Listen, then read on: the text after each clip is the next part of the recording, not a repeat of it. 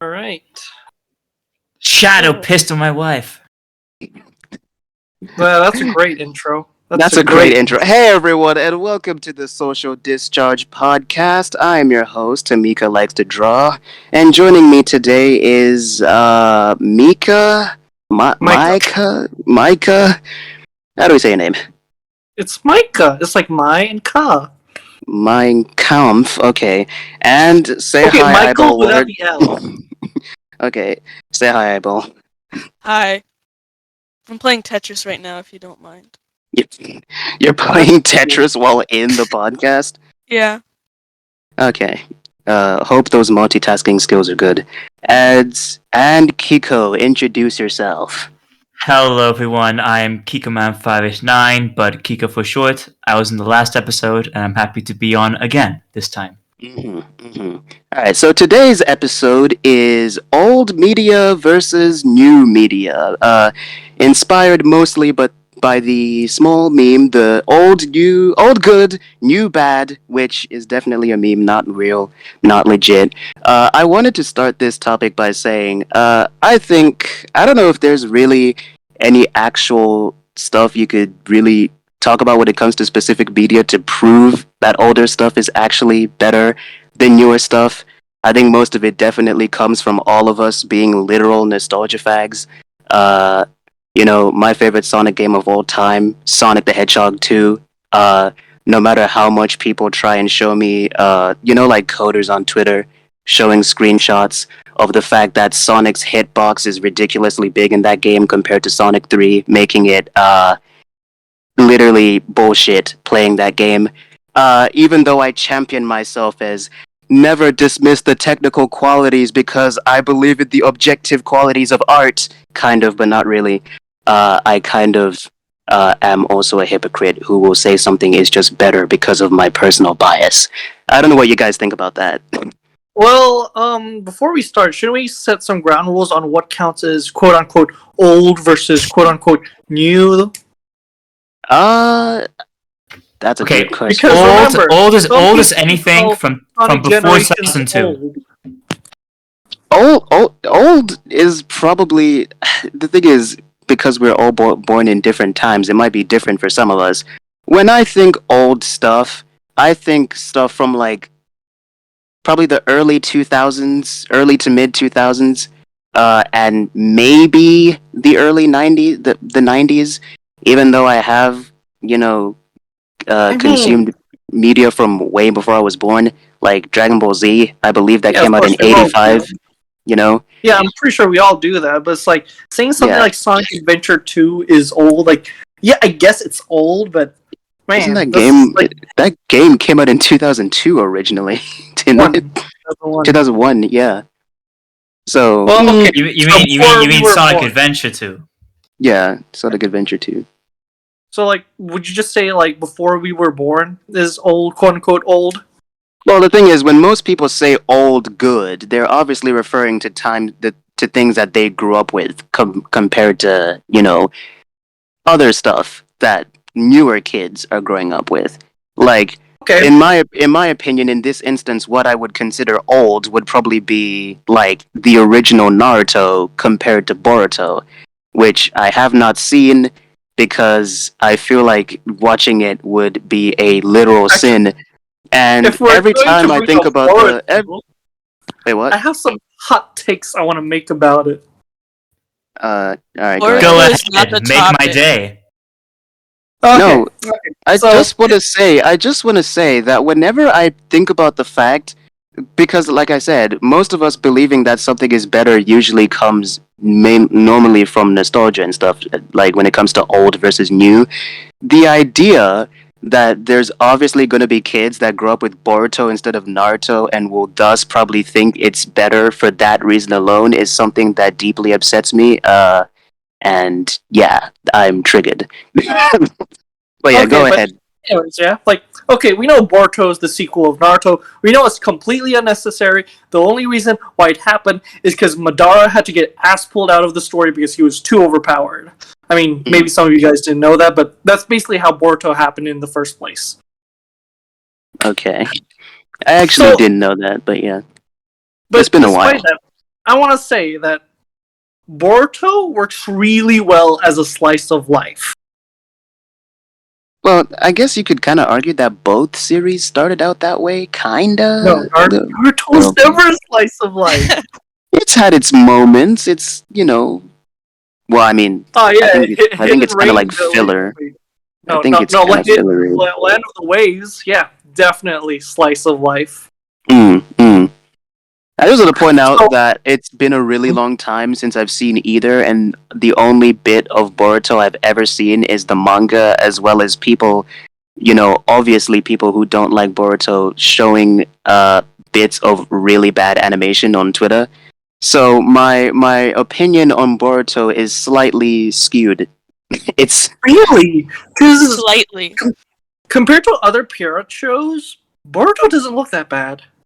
I saw a friend of mine, they linked me a tweet where a character was supposed to do like like when they teleport and smoke comes up or whatever. Yeah.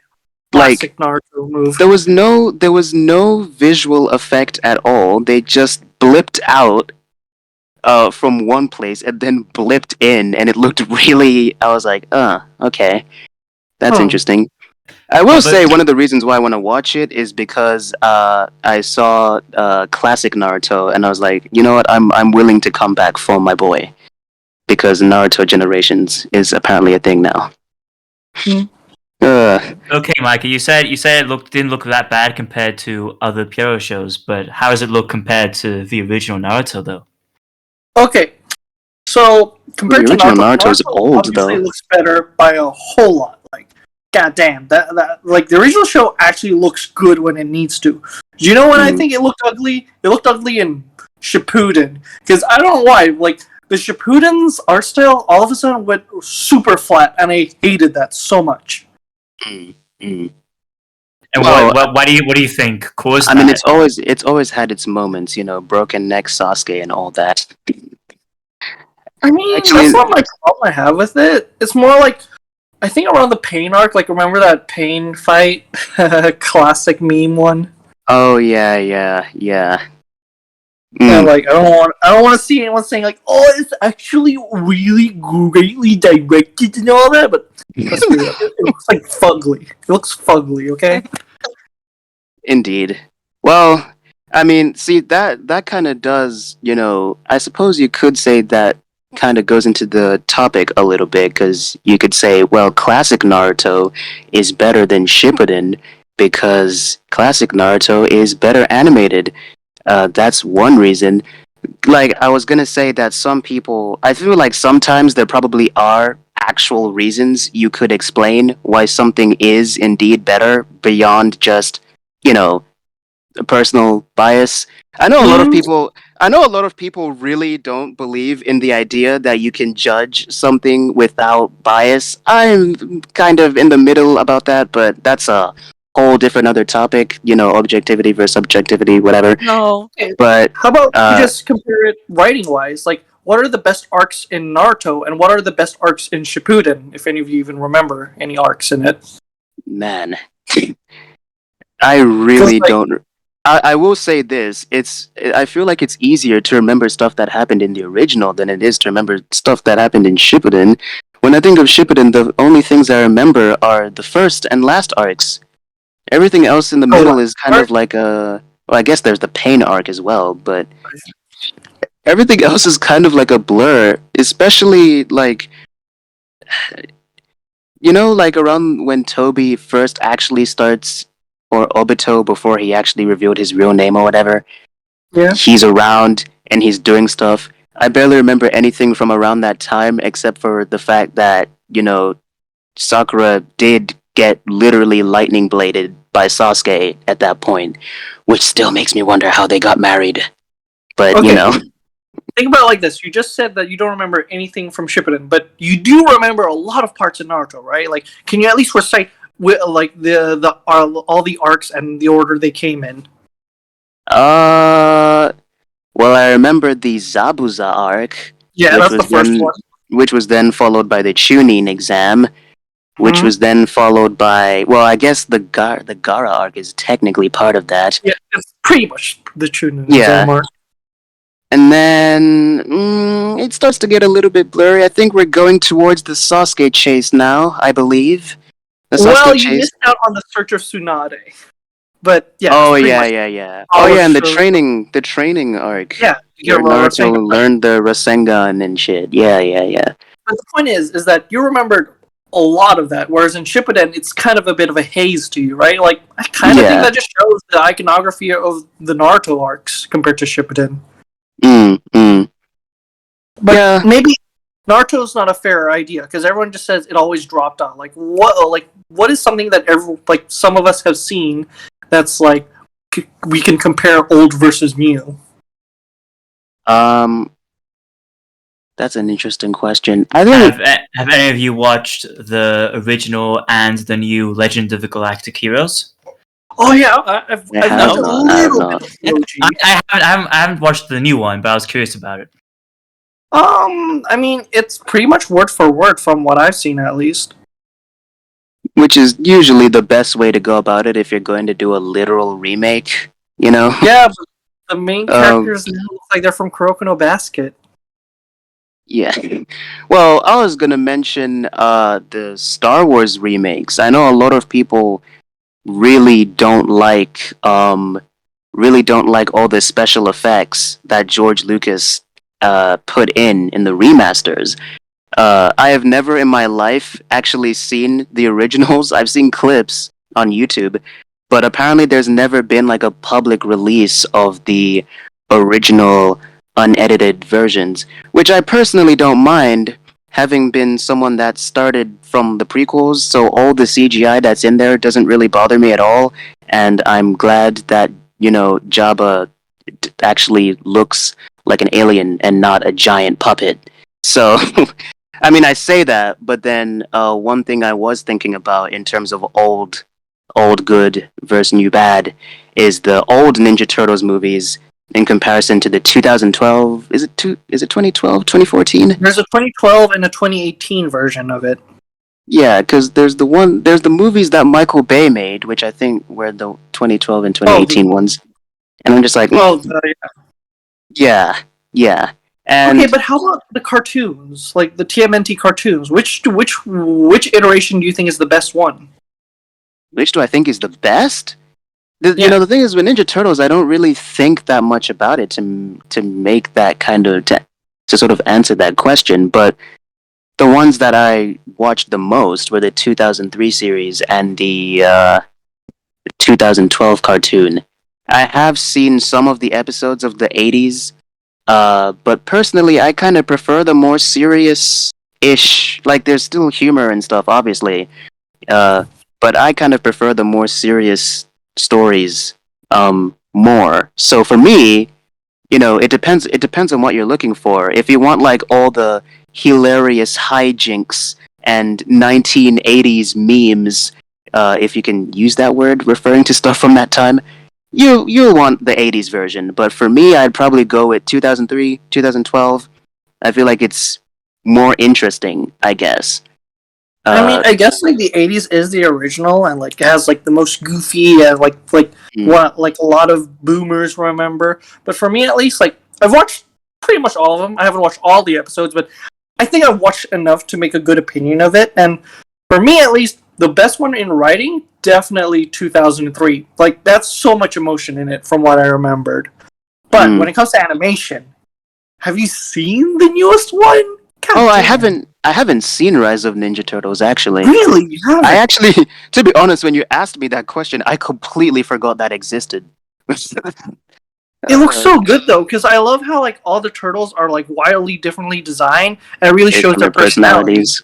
Yeah, I feel like it's kind of taking a cue from the 2012 movie when doing that, because I think it was the first one to really try and have them look. I mean, they still kind of look the same, but give them different outfits that reflect their personalities. Because usually they're just the only thing that defines them is the color, and then and their weapon, like visually, not in terms of their personality.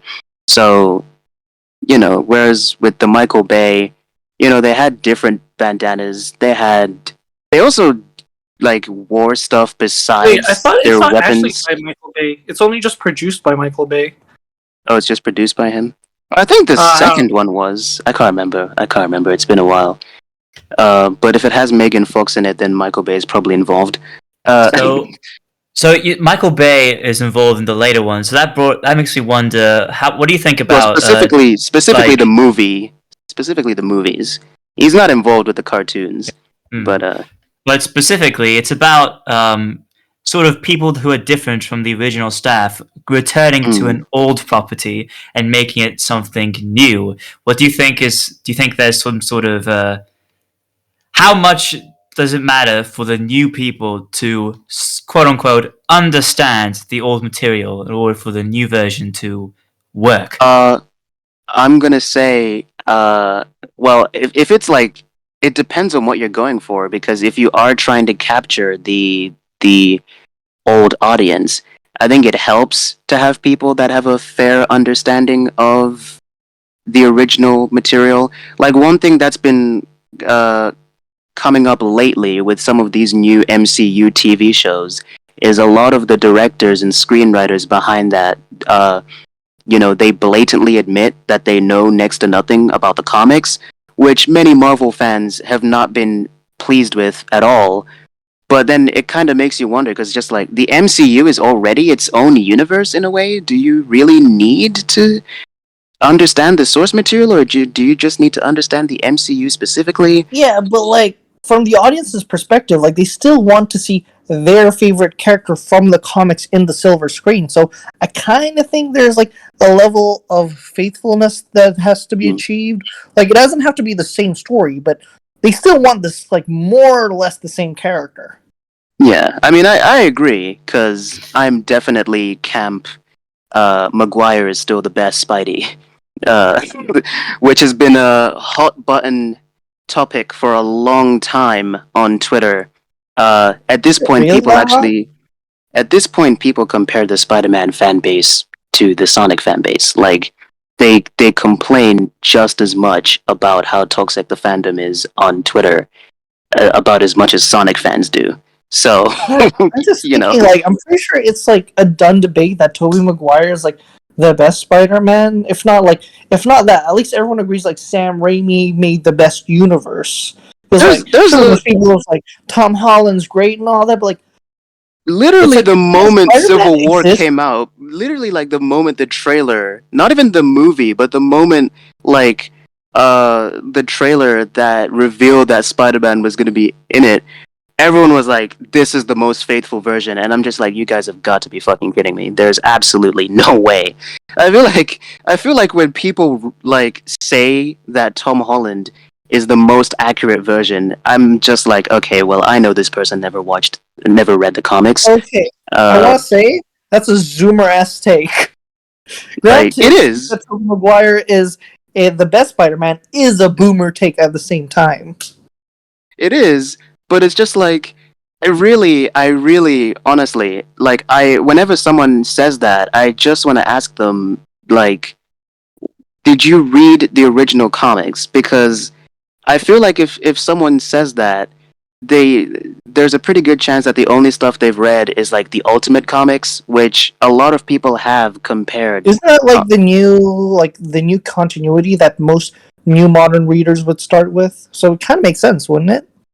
Yeah, I mean, I started with the Ultimate Comics. I Yeah, didn't. so I guess it makes sense for people to say Tom Holland is the definitive Spider-Man if the first thing they've read is the Ultimate Spider-Man. Yeah, It that's fair. seems like you're putting sort of more authority on the older piece of media than the newer one. Well, it's just like when something is being adapted, like Myka said, you want to see it faithfully, reflected on this new medium. That's why people like Spectacular Spider-Man, because you know with Spectacular, it actually does feel like a modern, faithful take on the original comics, right down to the fact that some of the scenes in there literally are just ripped straight from the comic. I feel like a lot of people would argue that if you want to make something totally new, you should just do that. You know, uh, which is like it reminds me of the Sonic comics in a way, because a lot of people criticize like the earliest Sonic comics for not really being faithful to the games at all. Now, I actually like the Sonic comics a lot, but I definitely see where people are coming from when they say, this is so far removed from what Sonic is. Well, at least what it was at the time, because if you ask anyone what Sonic is, no one could really tell you at this point, because it's taken on so many, shapes and so many. I mean, he's a hedgehog, but okay. I mean, the meme at this point is that Sonic most definitely has an identity crisis, which he does, because Yeah. no one really knows what Sonic is at this point. So, I don't even. Is there really such a thing as a faithful adaptation of Sonic? Sonic There's is so many things you can cool. pull from. Sonic is cool. You sit down one day, you're bored at night, and all of a sudden you watch the Sonic OVA, and then you're like, "Damn, Sonic is cool." And that's exactly my Okay. experience of watching the Sonic OVA. But like, take for example the Sonic new movie. I know a lot of fans praise it not because Sonic is quote unquote faithful, but it's a good adaptation of what Sonic could be. Well, that's from Well, my I think perspective. it kind of is in a way faithful, because it's. I mean, it's already been established at this point by the directors that like Sonic does canonically go back and forth between two different worlds, just Oh, yeah, depending on How whatever there's they want. like a human world and a non-human world. Yeah. So, I mean, it's not unfaithful. I suppose it just depends on what you want. Do you want something that takes place in the human world or not? Do you want like maybe you're someone who's bothered by the fact that Robotnik's machines in that movie look like they belong in a Terminator film, in Terminator Salvation, or a Michael Bay Transformers film, rather than with the animal aesthetics like the Motobugs or something. Really, I just think that the movie is praised because it's better than what it could have been, and had it always been what we got from the start, a lot of people would probably just call it like average. Because I don't really I don't see much unique about it at all. It's not a pretty. super hot take, but I'd still say it's better than Detective Pikachu. Well, I actually haven't seen that, but Really? yeah, no, I haven't. Yeah, There's a me lot of neither. movies. There's a lot of movies I need to see that I just haven't. Like, I'm super behind on MCU. Still haven't seen Endgame. I've seen Infinity War though, and someone in the content server literally told me, "Yeah, you don't need to see the other one because I it came." mean, honestly, And I'm just like, if well, I need the Phase 3 just ended conclusion. with Infinity So War, I'd say like MCU is like the most big brain shit ever.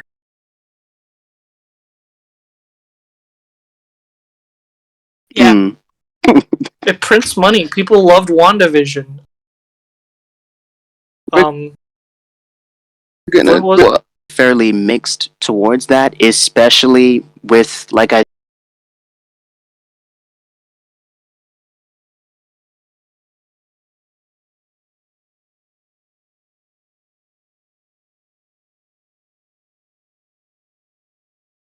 said, the fact that it turns out soldier yet, and I should, because it's made for people like me apparently.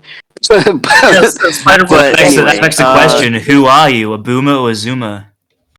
well, I was more referring to the It's more of a race thing. the race part of it. Actually, since we're on the topic of superheroes, like this is actually perfect. Like, okay, besides like the fucking absolute gems, like the Dark Knight trilogy and the Spider-Man trilogy, like we have like two good trilogies from the past. But other than that, what do we have in the past? Compare that to today, where we actually have a lot of like decent-ish to actually good superhero movies. What does the past have other than those two great trilogies? Well, there probably are more bad stuff from back then, like Superman 4, Batman and Robin, Blade? Question mark? I remember people really respecting like the Tim Burton Batman trilogy, but nowadays they're kind of a butt of a joke. Yeah, Adam West Batman, which was intentionally made by someone who dislikes comics, from what I heard. So, and Okay, so yet would people you say still that very much appreciate superhero it. movies, at least, is better today? Like, cape shit has actually gotten better. I don't know, because I haven't really seen. I've been a Marvel boy for a long time, and I've only just now started to like venture out into watching like DC shit. Like the only DC movies I've seen are, well, just the Zack Snyder shit, actually, except for Man of Steel. And I know that's Wait, probably you gonna actually watched upset. that 4-hour cut of Justice League? That's the only version I've watched. I haven't seen the Whedon cut. What was it? Actually turns out to be really good, like the people said it was. It was alright. I mean, the thing is, I watched it at night, which is not a good idea. Don't do that. Um, I will admit that there were plenty of times where I was on my phone, uh, and I also agree with some people who say that some of the stuff that Whedon added was actually somewhat better to a certain extent. But I did, well, I mean, based on what I've seen in reviews anyway. But I did enjoy the Snyder cut, for the most part. I just find it weird that everyone always argues that Joss Whedon is the dude that knows comic books better than Zack Snyder. Yet the Zack Snyder cut is the better version. Well, I just find that puzzle. the criticism that people have for Whedon's version of Justice League is that he tried to Marvelize it. That makes sense, like quips and stuff, right? Yeah. So that's like, Marvelize. So by Marvelize, you mean like an image that Marvel's built up over the years. They're going into the new stuff, like a newer image, or like harkening back to old times. What do you mean by that exactly? well, I mean specifically how he writes like the Avengers movies and the MCU movies he's worked on. It's like he's trying to apply that same writing style. And from what I understand, a lot of people criticize how much it clashes because it's so clear that the original movie was not intended to be that way. Like people it makes people sense, don't like- like how Batman is disrespected in the movie. He's basically turned into Tony Stark, etc., etc. Stuff like that. I mean, I get like that makes sense. MCU is supposed to be like, it's supposed to be like tongue in cheek, whereas DCEU at least it's supposed to be feel like the gods meeting. Like it's supposed to be like gods among humans, whereas Marvel is supposed to be like tongue in cheek, hey, kind of sort of thing. Yeah. Well, it's interesting because I think Whedon clearly tried to make it more lighthearted than. And I think that's the problem. It wasn't. It was never supposed to be. Like, But sure, there are Snyder, jokes. like when Snyder was behind the wheel again, he like made sure to add like a fuck ton of blood. Well, not like a fuck ton, but blood where there was none in the cinematic release. What, did he make Batman kill people again, but not really kill them? Well, I mean, the funny thing with Batman is that in both versions, aside from leading them, I guess, Batman doesn't really do anything. Like, he really doesn't, and it obviously stems from the fact that he has no superpowers, and therefore, in Justice League, he's just completely out of his league, like, out of his depth. There's nothing he can actually do in that movie. It doesn't help that they also basically, like, made the whole movie, like the whole point of, yeah, we're gonna get this team to come together, kind of pointless because, oh, I think Eyeball left, lol. But they kind of made the whole thing pointless because they made Superman kind of like the wild card. Like, he's the only member that actually matters. Without Superman, the Justice League literally can't do shit. So, like, that's literally how they framed it. Like, they never would have beaten Steppenwolf if it wasn't for Superman, which I don't think is a very good way to frame, a story that's about all these people coming together and becoming a team and the saviors of the world that you live in, So, Kind of The story sound kind of shit now. I mean, I don't know how the like if we want to compare it to like an older take. I don't really know how the comics handle it because I haven't read the Justice League comics. The cartoon, not really aware of how it's handled there either. No, the But Justice League cartoon's great. It's actually great. yeah, I'm assuming that everyone has more of a like role to play. Now, making Superman as overpowered as he is in the Snyder Cut, well, in Justice League in general, in those movies, is a very intentional thing because I get the feeling that Zack Snyder was intending on taking the DCEU to Injustice, so kind of framing him as the wild card. Kind of helps there because it's like, okay, we've seen that he really is like the deciding factor on whether things go good or bad. So eventually, when he does become bad, things are. It's kind of like a imagine if that guy was our enemy, type of situation. But I don't know. The general opinion in this case with old good, new bad is that the new version is actually good, better. What? Which is interesting, because how often does that happen? More often than people think, I believe. But Well, I think I haven't played either of them myself, but I think Shadow of the Colossus as well. Some people think the new remake is better than the old Shadow of the Colossus. Does my Why is phone that? mic sound okay? yeah, Yeah, you it's sound good. Yeah, Okay. but what I don't wait. know about is Tetris. Eyeball, do you have anything to say about the different versions of Tetris? Actually, Oh, actually, play this game? Versions of Tetris? What about Tetris 99? Okay. That one's pretty good. Well, I can actually say a few things about Tetris, considering I've played it a lot. I have actually gotten numerous number ones on Tetris 99, and one of the greatest things I think they've added in Tetris is the I think it's the packet system. Well, essentially, it's that there's going to be like a bag, well, not really a bag, like a digital bag, and it'll always have a set amount of all the pieces. So no matter what happens, things will always balance out in the end. So you won't always have an L piece, or you won't always only have an I piece and all that. And that makes Tetris really balanced. I have not played it in a long time since the days of me having those weird phones that actually used to have keyboards on them. That was weird. Oh That man, actually wasn't- Eyeball, do you even know those? Did you know phones back then had buttons? Yeah, that's fucking weird.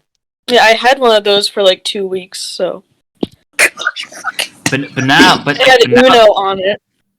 it had Uno on it. It came Yeah. with the phone. Good. Uh-huh. 'Cause I know Just some wanna point people. out- I know some people who say they don't have Uno on the phones, but I know it came with the phone. It's just funny to me because my mom, most phones that I've ever owned are just hand-me-downs from my parents. And my mom, she gave me like one of her old Samsungs when she got an iPhone 3. And then I got an iPhone 3, when she got an iPhone 4, so forth and so on. But it's kind of like I was always one generation behind. But which is true, even with gaming, it's still the case. But Well, like, now I'm speaking- actually speaking of 2 generations behind because I Oh. don't own any current gen consoles.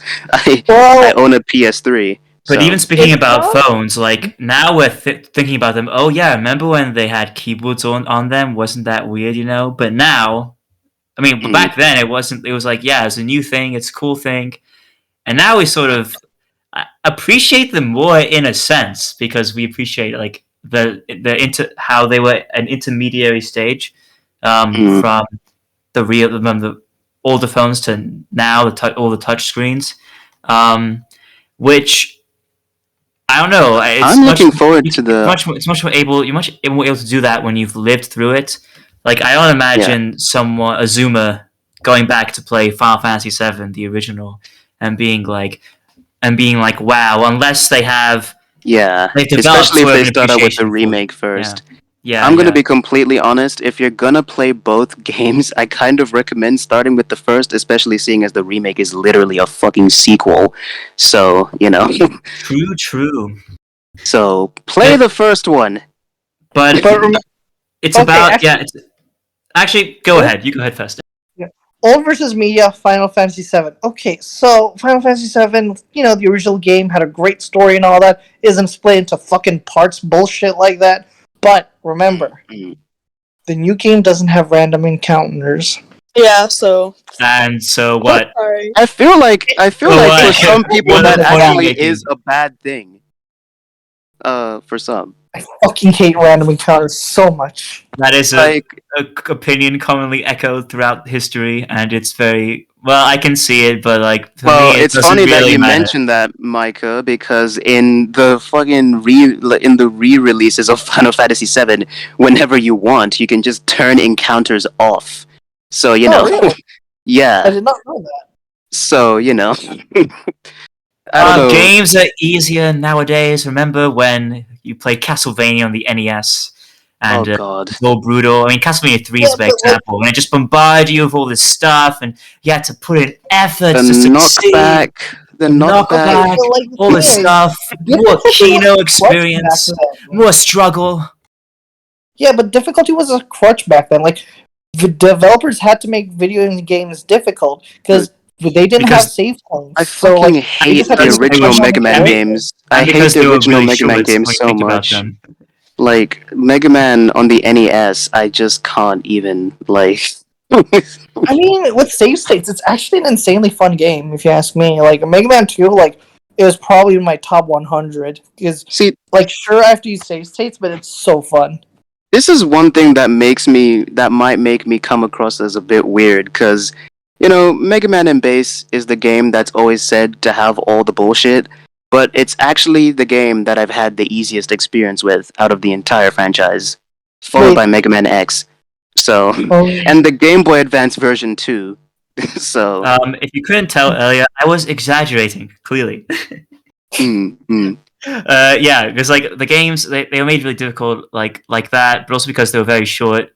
If you just take like more game length, of course, I mean, when it more comes to games mean difficulty, worse or whatever. There's a whole discussion about these kinds of games having their own appeal and stuff.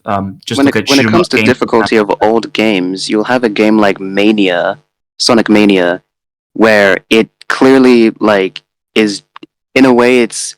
I would argue in some instances it might even be harder than the original classic games. But then you'll have a game like Sonic 4, Episode 1 and Episode 2 that are also trying to be callbacks to the classic games, and They're those easy as games, shit.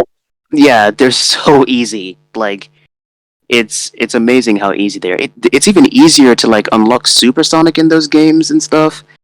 There's really not that much challenge. The only thing that was challenging for me in Sonic 4 Episode 1 was just the final boss.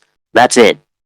I haven't even legit. Sonic 2 is my favorite Sonic game, but I'm gonna admit right now, I have never legitimately beaten that game. Like I still haven't done that. So So, would you say video games are bad or worse now because they're too easy, though? not really, Well, no. because I'm gonna be completely honest. I hate when games challenge me. I used to like it before when I was younger, but Fucking now, scrub. when games challenge me, I get up, I walk to the PlayStation 3, I turn it off, and then I go on Discord and start talking to you guys. So That's exactly what I do when I put the disc in, and it doesn't stop playing immediately because it has to download an update. I'm just like, Oh yeah, new games do that, huh? remember when you put the disc in and you started the console up and it started playing the game? I remember there was I don't know, would you rather have that or would you rather have having to switch discs, you know? Would What do you you mean rather by have switching discs? like with PlayStation 1 and 2 games? Like RPGs. Yeah. Yeah, Would you rather have that's really cool though. How is it cool to switch discs? I It's don't a know. pain Cool in as the hell. ass. You go When I'm Metal playing, Gear when I'm Solid, you playing go to Metal the Gear cold Solid pen. 1, Yeah. when I'm playing Metal Gear Solid 1 on the PlayStation 3, a game where I realistically should not have to do that anymore, like I'm doing it on the PlayStation 3, I still have to press the home button and switch discs, which obviously isn't annoying as having to do it manually with the actual PlayStation 1, but it's still like, okay, I have to off the game and Okay. go in Yeah, and but switch that's discs. like I don't. the real experience is doing it manually because like Final Fantasy 7, Final Fantasy 8, Metal Gear Solid, the epic cutscene that plays before, and then you go down the steps into the Cauldron MGS. Then it's please insert disc 2, and that's when you know some real shit has gone down. That's why it's Kino. Hot take, but inconveniences from older technologies aren't charms. They're flaws. Don't think that they're No, They're It's a bad. feature. They're garbage. They They're can be both. flaws. They can be both. Because Well, flaws are well, endearing. They can be endearing. And it's well, not a flaw because the switching discs manually They're creates only like a endearing more because of the nostalgia cinematic factor. experience. well, I mean, if you think about it, I don't know. If we got eyeballs, I wanted to mention, the like, full with game Sonic right now, 3, you'd say it's a I wanted to pain. mention with Sonic 3 and Knuckles how DLC is just a lot easier with that because you just put it on rather than wait for hours for it to download. So, I you know. actually disagree with that because look at something like Persona. Like Persona 3, and then because DLC wasn't a thing back then, you had to pay another $60 for Persona 3 FES. I don't think it was $60. Really? It was? I mean, Well, I mean, I'm not. it's technically like Sonic I'm 3 not and Knuckles. convinced. I'm not Like, convinced that it was. And Knuckles is its own game, so if it was sold at full price, it wouldn't surprise me. But that's not a thing that's like, that's still a thing, you know? Like, Yeah, but like with this was Remind, just an update. It was with the just Remind like DLC, I'm like 99% sure one of the reasons people hate it is because it's almost at full price. Or too high. Or too high. Not full price, because full price in America is like $60. It's $39.99, which is fucking insane. Don't do that. Don't do that. Do you think That's- games are too expensive nowadays? I don't know, because I always buy old stuff since I'm relegated to older generations, so everything is cheap for me. Everything I mean- costs $60 now. Just saying. Unless it's on PS5 the games. Then it's PS5 not. going up to $70. Well, if it's a AAA game and it just came out, it's probably going to cost that much, but if you wait like a couple of months, or maybe a year, I don't know. Which Yeah, is the it'll- smart consumer thing to do, by the way. Unless you're Nintendo, Yeah. unless you're Nintendo Switch game, then it I depends. never. Nintendo, Like, man. I might be wrong on this, but when Sonic Forces came out, that game was like $40. $60. 60? Oh, it was 60. No, actually, yeah, $40 because 60 in Australia is 40. Yeah. Because if that game was $60, I'd not pay for it. But you know what else was $60? Sonic 06. So you know, it's Yeah, but okay. It technically has the development and everything, and like the advertising of a AAA game compared to Floating Valley. well, a lot of people like call 06 arguably the most ambitious Sonic game there was. Which I don't know where that comes from, but I guess I sort of see it because they were clearly going to use it to reboot the franchise, which I think has been stated by like the folks over at Sonic Team. In fact, a friend of mine pointed out recently that if you look at someone's there's this one guy whose name I can't remember. He apparently used to work for Sega, and there's a listing for a game that was meant to be a sequel to Sonic 06 called Sonic Awakening. And obviously, with 06 being the spectacular failure that it was, it never came out. But I don't even know if it's legit. I think it's just a theory at this point. But Well, going back to the games and all that, like I just think, okay, we paid $60 in say 1995, but the game we get is like what, a fucking Sonic 1 for $60, and it's you're actually a technically really getting more for the same price now. 3-hour game. Whereas today, you're playing when you pay $60, you're gonna get 60 hours of experience, or that's what the average consumer expects, at least. Like, oh, I paid this amount of money, I expect this amount of hours. I mean, it's kind of dumb. I but feel like the price. Yeah, I the don't agree with price, that at all. I feel like the price a game should be determined by how much money went into it in the first place. Like, I don't know. If it's a game that not a whole lot of money went into it for it to be made, it really doesn't need to be that expensive. Because it's just about making back your money at the end of the day. Well, making back more of it. You obviously have to make more than what your budget was. But if your budget wasn't that high, or if the amount of money you had to spend wasn't that high, you're putting more, in my opinion, you're putting more value on it than it is actually worth, in my opinion. Yeah, but like from the consumer perspective, at least, they don't really see the development time. All they see is the mileage they can get out of it. Oh wait, Kiko, were you gonna say something about that? No, I was just saying, yeah, the thing about price equaling like the length of time you spend or something, it's not the correct mindset. Yeah, like take for example for Resident Evil 3. Like I haven't played it, so I'm just literally going by what I've heard on the internet. Like it's like a 10-hour game, but hey, it's $60, and people don't really like the fact that even though it's short, it's so expensive. Even though it's literally like the same game from 2001, 1998, or something like that. You know, I want to address the length thing by saying that Sonic Colors is a shorter game than 06, and I would rather pay more money to play Colors than not Unleashed 06. But it's what you make of it, because people play Resident Evil 3 remake like 10 times over. You know, the speedrun especially, and shoot 'em ups. People play them again to get the higher score. To I mean, at the end of the day, you know. paying is the wrong way to go about it. Just pirate. And it's easier to do that with old media. True, and that's why old media is better, because it's so much easier to get it for free.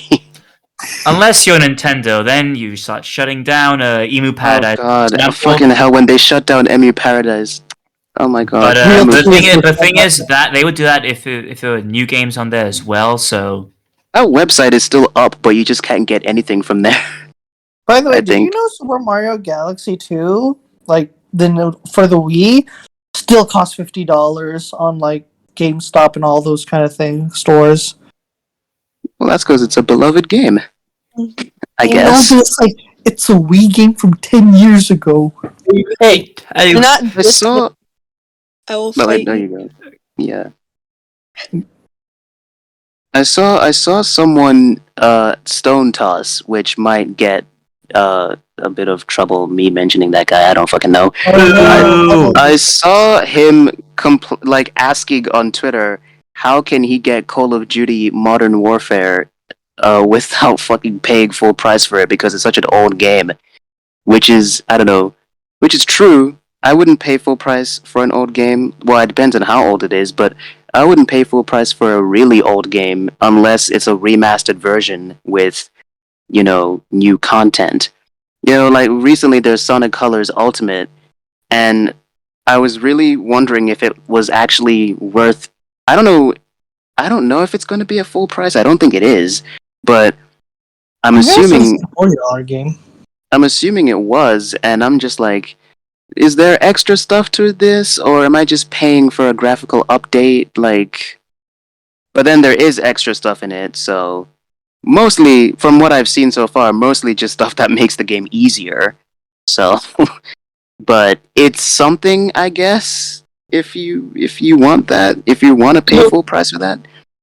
So let's say, like, wouldn't that mean that today, at least for like newer games, that you're actually kind of getting your money's worth, because newer games have more content in them compared to older games. Yeah, content you have to pay for. Yeah, but what if content all sucks? You buy your loot boxes. Then it's not worth it. Yeah, loot boxes. Oh my god, loot boxes. Companies exploiting the new cultures. I'm like 99% get sure more that money, in countries like free. England... Okay. In England and Australia, aren't they like actually contesting that and trying to make those illegal? Yeah, that's I think Europe so. in general. But like, going back to what I was saying, like, okay, how about if we compare the best of the past and best of the best right now? Like, I don't know, compare Super Mario 64 to Galaxy. To Super Mario Odyssey. Yeah. Like, well, if Super we can Mario Odyssey has more content. I mean, it also has better controls. Well, yeah, I said earlier 2002 is old, but what I really meant is like from my perspective, anything old is from PS2 backwards. Uh, Mm. but the thing is, I wanted to make the comparison Galaxy versus Odyssey, but yeah, Galaxy is too new too new to go in the old. That's new versus new. Yeah, it's new versus new because I know more. I know much more about comparing Galaxy and Well, Odyssey because I played There's both. a It's much there's before. quite a bit of time there, I think. Like when Sonic Adventure came out, people were like comparing it to like the classic games, you know. I Well, don't but think they were then calling it classic though at the time. Sonic Adventure 1 came out in like 98 and the first one, so there's not that much time there No, to but be like fair. it like those games only got coined as classic around Generations, which is a 20-year Mm, mm. difference. Well, Like, people still made those comparisons, especially in terms of Sonic's yeah, but design. it's not old versus new. That's more, and especially that's the first game versus the newest iteration. That's like comparing Yeah. Super Mario 64 to Sunshine. Everyone made that comparison when Sunshine came out, and Sunshine's garbage, by the way. Just saying. Oh my god. I think Sunshine is basically like the heroes, the Sonic heroes of Mario. Because some people say it's a really good game, some people say it's average. Flood's a garbage mechanic. If you think Flood's a good mechanic, you like Mhm. shitty gimmicks on your games. What's the Dark Souls of old media? Crash Literally Bandicoot. every NES game. Mega Bandicoot. Man, Mm. Castlevania. Well, Why Crash? Why'd you say Crash? I was actually making a joke just because people kept on saying the remake of the Crash games is a what do you call it, the Dark Souls of platformers. The And thing I was- is, Crash isn't hard. I managed to beat it under like Crash 5 isn't hours. hard. I mean, The I've first never cr- the played. first Crash, I've never okay, heard. Slippery- I've never Slippery played Climb, Crash, that's hard. but like trying to get the good ending, like the best ending, from what I heard, is pretty challenging in the I mean, of Crash course, games. just like 100% completing every game is challenging. True. That's true. Well, not Like- Jack and Daxter. It's pretty easy to 100% that. Though I have played it many times, so Mm. Actually, is there really a 3D platformers that's the Dark Souls of its genre? Because usually, if a 3D platformer is too 3D, hard, everyone's if gonna it's- say it's if it's- garbage. If it's limited to 3D, because if we're gonna say 2D, Dark Souls of platformers, Super Meat Boy. I am the wouldn't guy. agree that's hard though, but okay. I am the guy. I want to God, be the what's guy. next? Is I wanna Celeste be the too guy hard there. for you? And I'm trying to think what else bullshit, obviously meant to piss people off and get them to throw their computers games there are. Throwing computers, damn. I can't really think of anything else at the moment. Well, these aren't even. Do these even count as legit games? I don't even know. Like, are we counting mainly games from big companies, or are we talking games in general? All of Yeah, them. in general. Well, I'm trying to. I can't really think of any platformer that's as difficult as what I've heard about Dark Souls, Bubsy. because I've never actually played Dark Souls. Bubsy. The thing is, a lot of platformers, when they See? are hard, it is legitimately because they're shit. Bubsy 3D. Bubsy. PUBG 3D. Yes. I have not played that. I've only seen reviews of it, and I'm surprised it came back. Bubsy. They released that one Bu- game. I wonder if they're gonna make a sequel. They probably won't. Games like Bubsy are a does reminder anyone- that does there was always trash. Does anyone remember game trailers countdowns? Oh, those were the good days. Yeah, they made the Dreamcast the #1 console. Oh my god. Well, it's such a look. If you watch There's that, a they case for always go on about how Dreamcast is the best console. Is there actually a case for that? Is there? No, because like, Well- Jet Set Radio, Shenmue. the first That's console it. to have online capabilities. Does the Dreamcast really compare to like the GameCube and the PlayStation 2 in any way? That's kind of unfair though, because like the Dreamcast was like literally the first of the new generation. Yeah, I guess that's fair. But like if we're talking about the games they had, I don't think Dreamcast can even compare at all. Genmo, Jet Set Okay, but Radio. speaking about It consoles and new doesn't have a media, chance. the PS4, the slanted rectangle with like 3 levels. I looked at it like the other day, and I still don't like how it looks. The PS2 and 3 looked better. Mm. Hard Wait, disagree. guys. Disagree. Original PlayStation or PlayStation Slim for the PlayStation 3? Old or new? Well, I'm gonna go with Slim. I Hmm. don't like the older one, but the older Good one question. has PS2 compatibility. Wait, what? I didn't even know that. Not that Yeah, it matters as it because got every newer. PlayStation. Not that it matters because every PlayStation 2 game that matters is already on PlayStation Network. So, and thankfully, Sony got bullied into not shutting down access onto PlayStation But with Network the- on PS3. But with the PS3, as the PS3 got newer, the old media was abandoned. I'll forever hate Sony for this. Oh, Actually, it's just for like, some of them, Fez Dang. hasn't been ported yet. well, I was thinking specifically about Metal Gear Solid, and that's the only thing I was actually thinking of when I said that. Oh, and I guess Zone of the Enders, some of the Resident Evil games. Wait, has Tales Is of it- the Abyss have been ported? I don't think that has. Maybe. I think it has. I feel like any game that's like critically, like if it was beloved from that era, it should be ported now, right? I mean, I get Sonic Riders. Oh, but that's on PC though, so you know. Yeah, I guess so. Well, actually, I did. The thing is, I actually did pirate Sonic Riders, way back in like 2013, and on my dad's laptop, playing it with the keypads, guys. It was an okay experience, I guess. People play emulated games on keypads. Like that's so broke. Like I don't want to sound thing, but that's it's so broke. Well, I mean, I impose a new control scheme over the old. I just want to point out that the reason why I had to pirate games when I was younger, before like a Jeff comes in the comments or anything like that, I just want to point out that I had to because my parents were very strict. Well, not very strict, but they didn't get me stuff very often when I was a kid. Video And I games didn't- are the devil.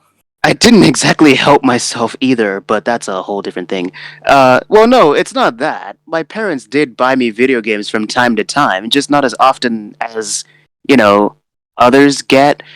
Like, I would get, like, maybe 2 new games a year on my Nintendo DS for my birthday and for Christmas. That was it. So, The rest is like, yeah, I have to fucking pirate this shit. I pirated Sonic Riders. And it was annoying because for some reason the last level in Team Sonic Story just would not fucking load, which I guess is the price I had to pay for pirating. And then I also fucked myself in the ass by deleting Sonic Heroes that I pirated because I rage quit Casinopolis? I forget what it's called. I rage quit that level, and now if I want that game again, I have to pay for it. So, But speaking of parents, have you ever asked your parents about this exact topic? Because I'm curious as what they would think about it. From what I know, at least, like my mom's been watching movies since she was young. In fact, I think she's more of a movie buff than me. My mom is really into the Terminator movies, and she does not like Genesis. She's indifferent to Dark Fate. She really likes Salvation, but the reason why she likes it is because she's a huge John Connor fan and likes the fact that we're finally seeing him become the leader that he was always meant to be, even though the first 2 movies were about how that future was never supposed to happen. But whatever. I feel like Judgment Day was the best one. I feel like that party pooper where I always explain to my mom, where it's just like, yeah, but mom, you do realize that the first 2 movies were about stopping Judgment Day from happening, so the fact that it still happens means that the first 2 movies were completely pointless. And my mom is like, haha, Terminator go boom. So, old. Well, I don't want to call your parents old, but older than us people, getting the Zoomer mindsets. Mm. Well, I mean, it's my mom has watched like a lot of the classics, you know, like the Rambos and the what do you call it, like Rocky and stuff Rocky. like that. Yeah, Rocket Basically, And- the entire cast of the Expendables. my mom is like she is a believer of the fact that like Hollywood in particular has gotten very lazy and just constantly rehash tropes. So I would probably say that my mom probably is team old good, new bad. Yeah, I don't really know. I don't really we've know got about my stuff dad, like but you look on TV, you've got stuff I don't know, like Nomadland. Doesn't look like it's doing something new, and yeah, just like old media. Oh yeah, they had more innovation back then. It's like, well, maybe, but new stuff is also innovating. You just have to mm, look mm. more deeply for it. Well, Like, you see, in my mom's case, there's a slight problem here, and it's the fact that she watches the same stuff like over and over and over again. So it's going to be pretty hard to notice when things are improving in terms of movie making if you keep yourself stuck to one genre, mainly action, which is arguably the one that's stagnating the most. Is it fair to say Actually- that? I don't know. Think about it like this: why old good and new bad? Because like in the old times, they did like market researchers didn't know what is actually the most well selling, whereas in the present, market researchers know what is the best. Hence, the what is the best is what keeps selling. well, it also changed over time. Well, I don't know. It's just it's. I think with newer movies, I do think that a lot of the reasons why, compared to, because I do kind of agree that older movies, the ones I've seen anyway, specifically comparing within one franchise, like if I compare the Terminator movies, I do actually think that like even though like people are indifferent towards Salvation, I do think it's not a very entertaining movie to watch. I think it's pretty boring, actually.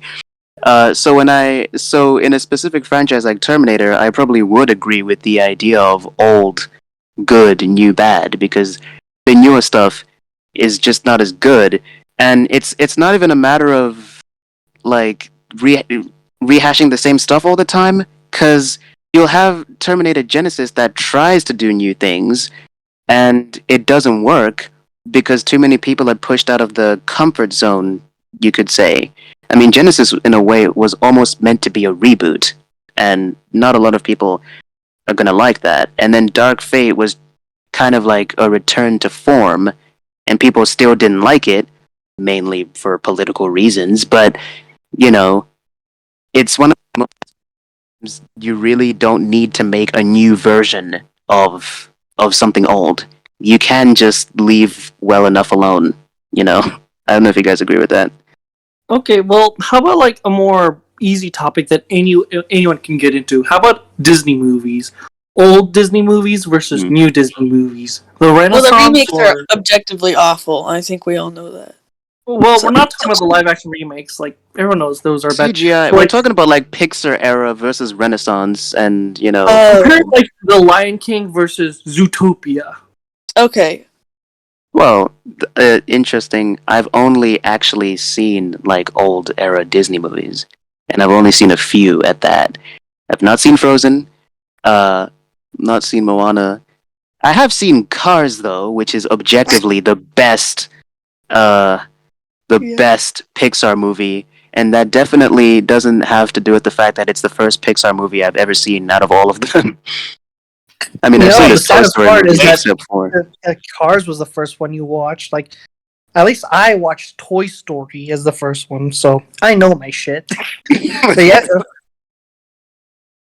Well, Okay, but from don't what I forget can about DreamWorks tell, and from what I Shrek. can tell, the general consensus is that the older stuff is better because there's kind of a trend among like animation buffs that like CGI animation just is not as good. Like 2D is almost always more impressive, which I don't even know I if I really Which agree with. True, like people have refuted that multiple times, but people like I personally do like 2D animation more, but I have no proof to say that it's like more difficult to make or anything. Exactly. Yeah, yeah. Yeah. And like And, Snow White, that movie, that was like the first Renaissance Disney movie or something, I think. So it's really renowned for that. So I can appreciate it for like what it did, but I personally do not like that movie at all. And I don't like Cinderella. I don't like Beauty and the Beast. I don't like any of those. But that's probably because they follow. I think it's because there might be more girly, too girly for a for a gal like yourself. Well, there's no, I don't know. None of the characters have that much personality, really. I do like the little.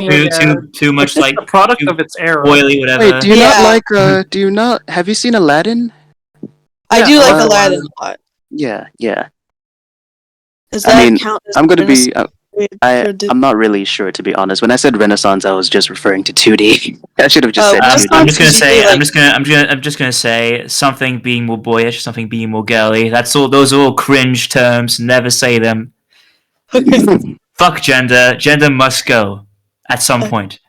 That's it. Indeed. I mean, Indeed. I'm just going about the whole, like, the fact that they're a product of its time, that they were more gender coded back then compared to nowadays. Like, anyone can enjoy Zootopia, anyone can enjoy Frozen, surprisingly enough. Whereas during those times, if you liked Aladdin, it was more for guys. If you liked Beauty and the Beast, that was more for girls. I'm gonna be completely honest. Like with something like iCarly, I would argue that was clearly made for female audiences, and I loved that show as a kid.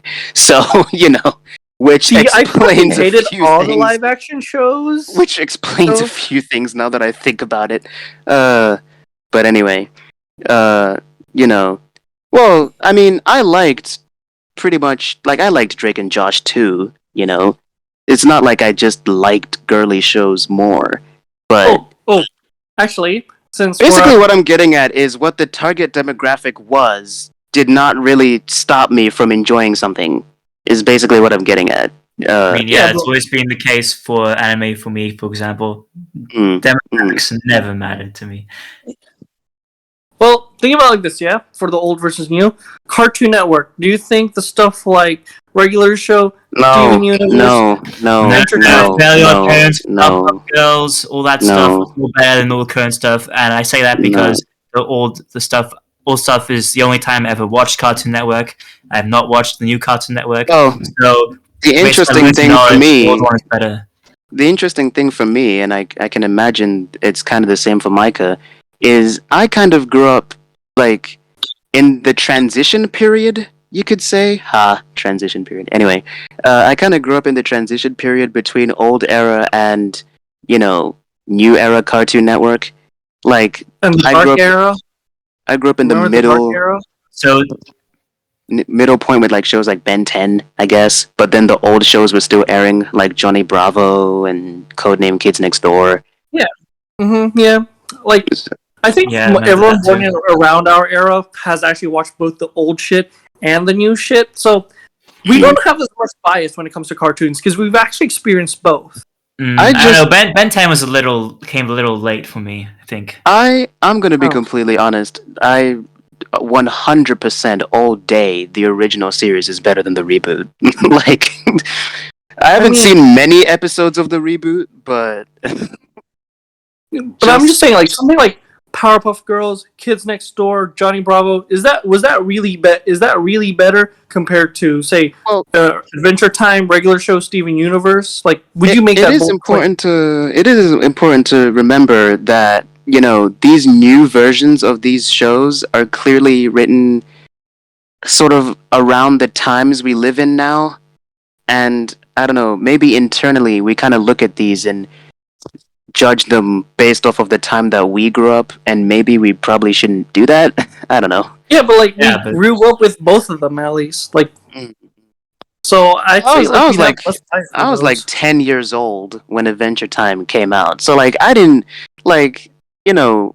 with stuff like Robot Boy, I grew up with them a bit, but they Oh were man, kind I of should on be a the kid in 2010. You know, like whoa, like Adventure Time and regular show just came out. Ben 10 yeah. Ultimate Alien came out in 10/10/2010. Oof, what a Mm. time to be alive. Generator Rex. But speaking of product of the time, it's about also a question of Generator X understanding, was mixed.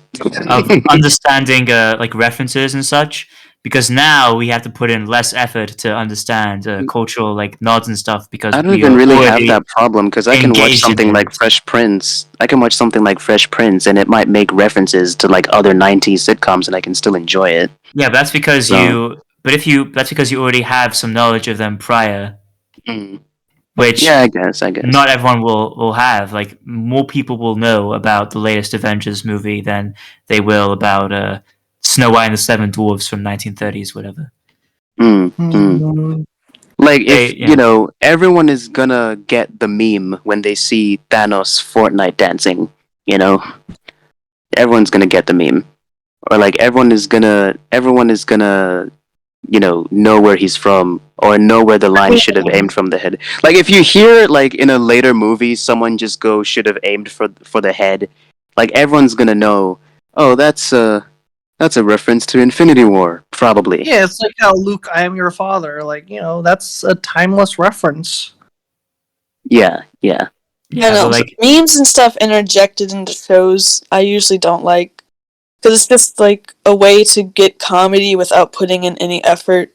And as time goes on, when you like, I don't know, like in a few years, if I go back and watch a show that like had a Fortnite dance in it or something, I'm gonna look back and watch that in a few years and want Oh to kill god, myself. Sonic Fortnite dancing in nah, the Sonic movie. it makes me nostalgic Ah, though. why'd they do that? Flossing. That No, flossing. stop, stop, Yeah, stop, stop.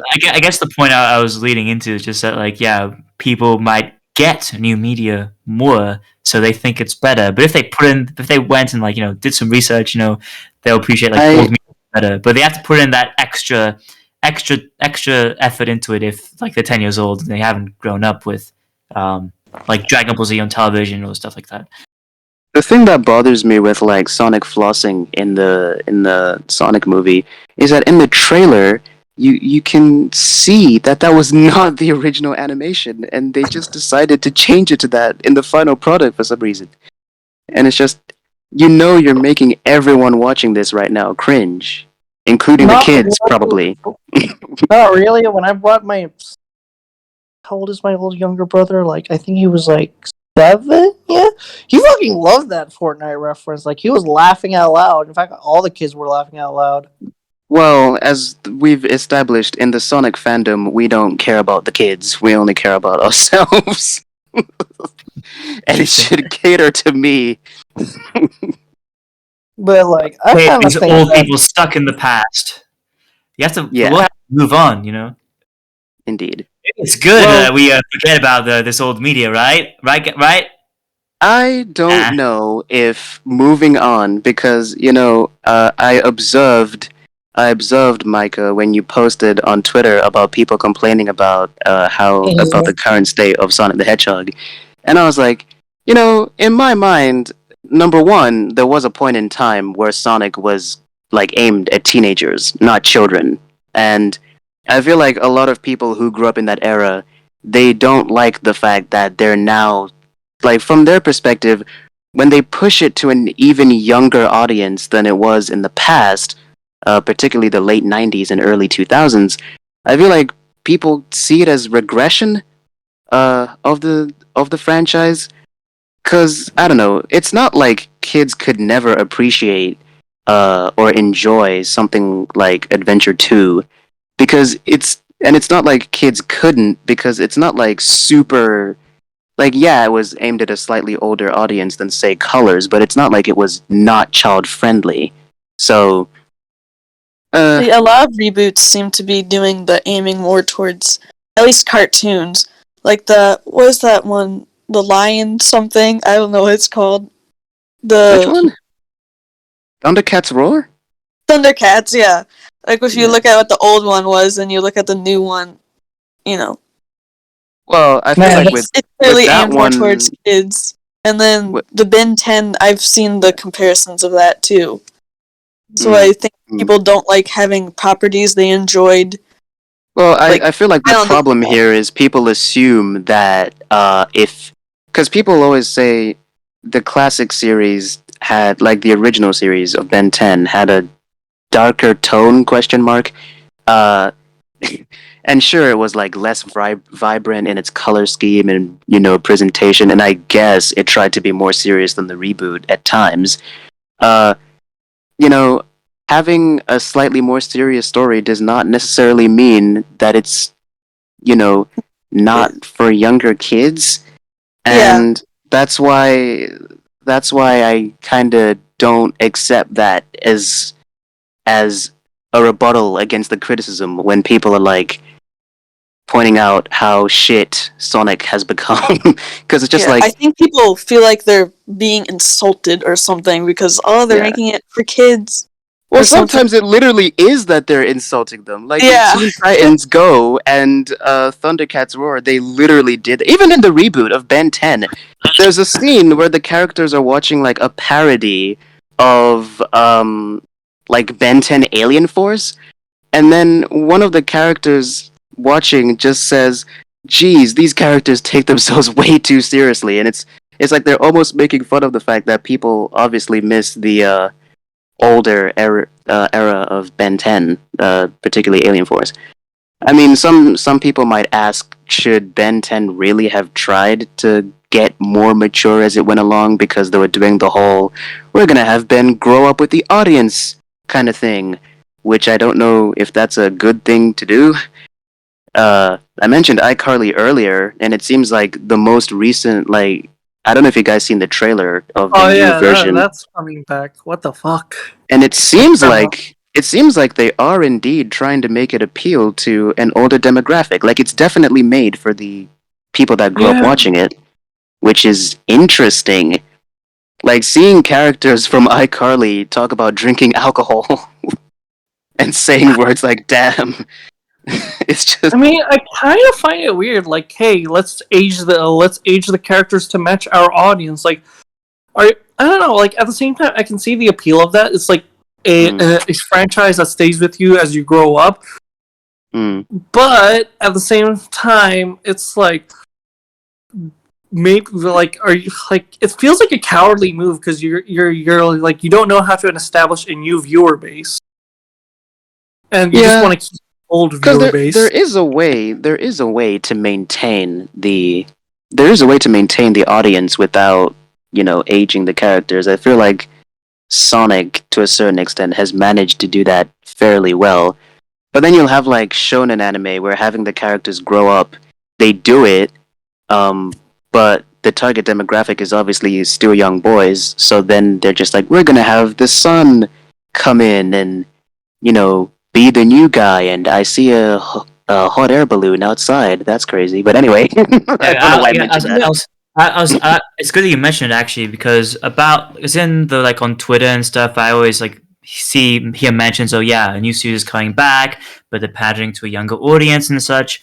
And I was thinking about if anime ever does that because I don't know. Just an example that comes to my head. Have any of you witnessed Yu-Gi-Oh! Sevens? Yeah, I watch No. it. Yeah, because No. I was wondering about Sevens. Do you think Sevens like tries to do that? Yeah, it's like thing is the original Yu-Gi-Oh! DM like as much as 4Kids kidified that, it still had this mature like dark presence, you know, with the whole Shadow Games shtick.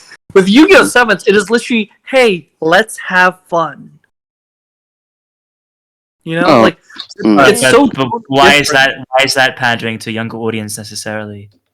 I think Well, like it's not really, because, like, you know, I'd argue that's kind of what they did with the Sonic series as well. Like, you know, the biggest criticism people will have for games like Shadow the Hedgehog and Sonic the Hedgehog 2006 is a complete lack of self-awareness about the fact that they're writing video games about a talking blue hedgehog and taking themselves way, way, way too seriously. Then you'll go to Sonic Unleashed, which still has a high-stakes story, without becoming, but it does become lighthearted without, you know, focusing entirely on jokes. There is still like serious but, like, stuff there. they still Kinda maintain different it. because like Sonic was always supposed to be like a goofy but cool thing, whereas Yu-Gi-Oh is literally a game of darkness. Like in the first chapter, the dudes were literally playing a game of stabbing your hand with cash on top. Like that was the first chapter of Yu-Gi-Oh. So Yu-Gi-Oh was never just meant to be like silly card games. And as much as Yu-Gi-Oh Duel Monsters made it into card games, it's like it's supposed to have like still have an air of seriousness. And Yu-Gi-Oh 7's like just completely took that off. Like GX through all up to Reigns, there were stakes of seriousness. Sevens is literally about having fun, and each new episode is all about, oh, I disapprove of your way of playing this new game, and I'm gonna prove it by defeating you. And That's all I that's don't fine. So it's good necessarily, to I don't take necessarily different have a approach, right? problem with that though. Yeah. Like, I don't have a problem with a more lighthearted version. Like, you know, I don't mind something like a Teen Titans Go existing. I just don't like it when it actually replaces Teen Titans. That's when I have a problem. It would be like if Sevens Naruto. literally replaced the game. Like It would be like Sevens Naruto introduced a whole new SD game. replacing Naruto. Like, don't do that. Nobody wants Yeah, the but Chibi series to be the literally main what happened. series. Sevens Wait, that's actually what literally happened. replaced the game. Like, Oh, there's literally a new Yu-Gi-Oh series, like a new Yu-Gi-Oh game. Like they print new cards and shit for Sevens. I mean, of course, Yu-Gi-Oh, like the main game still exists, but like they just want to introduce a whole new card game. Granted, the Yu-Gi-Oh game is very fucking convoluted, so I can see the point. But yeah, like it's like they completely changed it. Yeah, but the card game is separate from like the tone of the anime, so Yeah. unless somehow like you play the cards and the seven's energy radiates out of the game and you start having the attitude changes, but yeah, that wouldn't happen unless I don't know. I just wish like, Yu-Gi-Oh had the same treatment Cardfight Vanguard had. Of like, if you want to reset it, but you really have to change the fucking tone of the show. it's Because let's be real, the difficulty and tone of Yu-Gi-Oh has always been more PG-13 than it is Y7. Like, I played Yu-Gi-Oh as a kid, but honestly, if you want the actual grasp of the rules, you probably only understand that in like you're around your pre-teenage. You know what this is kind of reminding me of? Actually, I'm starting to realize this applies with a lot of franchises in general, where they become more lighthearted as time goes on. Not all, but like quite a few. Like, I was thinking about Pokemon, and Pokemon has always been a fairly lighthearted series, to be fair. But I don't know. It kind of does feel like over time it did become more and more so. Like, I don't know, if you compare the Kanto anime to like Diamond and Pearl, I don't know. There Well, probably we'll is start- this. we'll Dex start entries just are the still original more. and Sun and Moon. And then there's also like I don't really know how far true this is because I don't have that much experience with the original games, but I've always read that like especially Pokemon Red, there's always been like fairly dark implications about the history of the world that the characters live in that game. Um, Especially where characters like Lieutenant Surge are concerned. Like, there's this whole theory where, well, I mean, I guess it's just a There used to theory. be a Pokemon War, right? Yeah, I guess it's just a theory, but whereas I guess it's not to say that the newer games don't do that anymore because there's literally like a ghost girl in Black and White 2 who literally like- fade in a haunted mansion, and it's just like, This is okay. how I see Pokemon, yeah? Like, it gradually got more serious from generation to generation, and it peaked in seriousness in Gen 5, and then in Gen 6, they just kind of, like, did a soft reset, and then Gen 7 made it like, okay, let's take this even less seriously, and then for Gen 8, they were like, okay, let's just make a new fucking anime. The one thing I'm wondering is, should the games ever take the direction of the manga? Because the manga is, I mean, you literally see like Pokemon get cut in half in that, and that's the actually official died? manga. They Yeah, the amazing. Pokemon manga is pretty dark. I mean, it's still written in like the characters. They're not like edgy boys. They still act like children because they are children. But like again, you'll have moments where like I think it was an Arbok or whatever, literally gets cut in half, decomposing Psyduck. You know, those images stuck with people for a reason because I don't think you would expect to see that in something Pokemon related. But then I kinda find there it- is a scene in the comedy Pokemon manga where you literally see like a Pokemon squeezing Red's testicles. So I don't. Comedy. Yeah. I see. So there's Isn't that probably just Japanese manga being more liberal about their stuff? Like, have you like a lot? There's a lot of like nude scenes in horror comics. When you read Doraemon, the main female girl is fucking naked at least once a chapter in her bathroom. Well, I don't know. It's interesting because you'll have something like the Sonic manga, which is pretty obscure compared to the Western comics, mainly because they never got brought out over here. And the Sonic manga is actually very lighthearted and mostly comedy centric compared to like the early Archie comics and even the later ones. It's kind of written like a gag manga, you could say. So I guess it's just that with the Pokemon thing specifically, they saw that they could write a slightly darker story there without alienating the fans. It probably was aimed at teens and not children. I don't know. Well, it's in the Kodomo magazine, if I remember. It's definitely not on Shonen or Seinen magazine. I'm not really sure, to be honest. The only thing I know is that the first artist is objectively better than the second artist because the first artist's art style looks kind of like the art style from the concept art of the original games. Actually, like, how about the Pokemon designs? Are the new Pokemon better, or are the old Pokemon better? Would you go with Charizard, or would you go with Scorbunny Cinderace? Well, I've Jigglypuff is the best barely been one, keeping up so with the Pokemon old one, of lately. course. What? Well, all I know is that they need to stop forcing Pikachu to go to the gym and let him eat his hamburgers. True, I agree with that. Yep. Yeah. Remember Fat Pikachu, Fat please. Pikachu?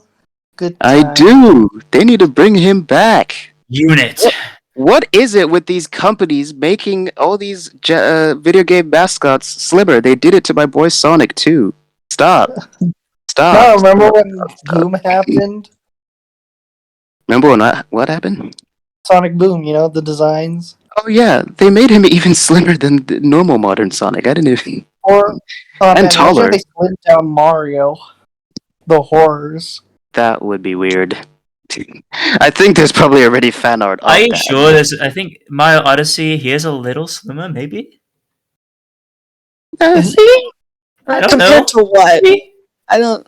Compared to Compared to older designs Sunshine. of himself. Yeah. Compared to like 64 or something. Well, I mean, 64, you have the blocky set. Yeah, that's kind of hard to compare. Yeah, I was thinking like Just the Sunshine. Actually, if we want that- to talk Wait, about visual that's not differences, like with Final Fantasy VII, with the remake, would you guys have preferred if the proportions were more anime-like how they are in the original concept art, or do you guys kind of prefer the semi-realistic anime take that they're going with? It Final depends. Fantasy has always gone realistic, so I don't really blame them if they want to continue the realistic route. Yeah.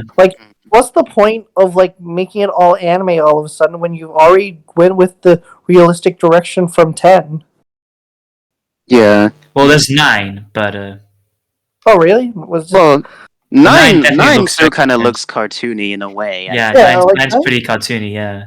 Yeah. But I yeah, think 7, that was 8, cool. 10, 12. Yeah, like Well, I mean, they've with been going in seven, that direction for a while. with seven, like the characters, like both the original Seven and the remake are both pretty anime. Like, I don't know, their faces are still pretty stylized, but I'd say that the remake is leaning a tad bit more towards realism than like how the characters look in the original concept art. of Final Fantasy Yeah. VII, or like the battlefield models. Like I feel like some people kind of expected like a high quality version of the models you see in the CGI cutscenes in the original game, and like the But Or maybe battlefield like models. Smash Bros. isn't that what they are? Like, No, the proportions are slightly more less exaggerated. You could say slightly less anime, a little bit Oh, more so maybe you realistic. want like the more anime of Smash Bros. Because I'd say Smash Bros has a very anime looking Cloud. Yeah, yeah. Like I guess one way you could look at it is I'm trying to think of like a genre that has because you'll have like those animes where the characters' eyes are like slightly smaller and their proportions are more towards realism, but you can still tell that it's anime. Whereas you'll have like the standard anime look, which I like with always the first thought one, it's the remake, and then stuff like you know, Cowboy Bebop and Evangelion kind of had that look where the proportions are more realistic, but it's still distinctly anime. Fuck, who's yeah, that character designer called? Yoshiyuki Sadamoto or something like that? probably. I'm gonna crucify myself by saying I haven't seen either yet. uh, Bro, what have you seen? loads and loads of trash. Well, not loads, but yeah. Uh, well, Yoshiyuki Sadamoto. I Yeah, was is that the one? thinking, like, specifically with Final Fantasy VII, I'm someone who's played Crisis Core. Well, I played the original first, but I beat Crisis Core, uh, before I beat the original Final Fantasy VII. In fact, to this day, I still have not beaten the original Final Fantasy VII. And I was thinking about, Best Guy Ever from the Procrastinators podcast and how much he really is not a fan of newer content being added to Final Fantasy VII. And, again, to go back to the point I was making at the beginning of the podcast, I was wondering if it really had anything to do with any technical reasons or if it really was just that he's, a nostalgia It's fag. just a nostalgia fag He LARPing. Yeah. literally wears glasses like that you can't see his eyes with. So like he's pretty It's jaded. Yeah. pretty. It's just a nostalgia fag LARPing. Let's be real. As I mean, I kind of get it at the same time because even though I like Crisis Core, like, someone like Nate will say it's a pretty bad game. I do like Crisis Core, but I'll also understand why some like older fans of the original game will dislike it because I mean, me and Kiko kind of had this discussion after the podcast last week. They kind of retcon a few things and add in extra content for no reason at all. Like they added in Sephiroth's curiosity towards finding out about his origins, rather than him always being curious. The reason why he became curious in Crisis Core was because Genesis told him that he's like Genova's quote unquote son, but not really. So, and I can imagine some people would not like that because it's like you're writing your fan fiction and you're trying so hard to make it canon, and not only that, it directly contradicts the original version, which I can imagine a lot of people would not appreciate at all. Especially people who like the older version more.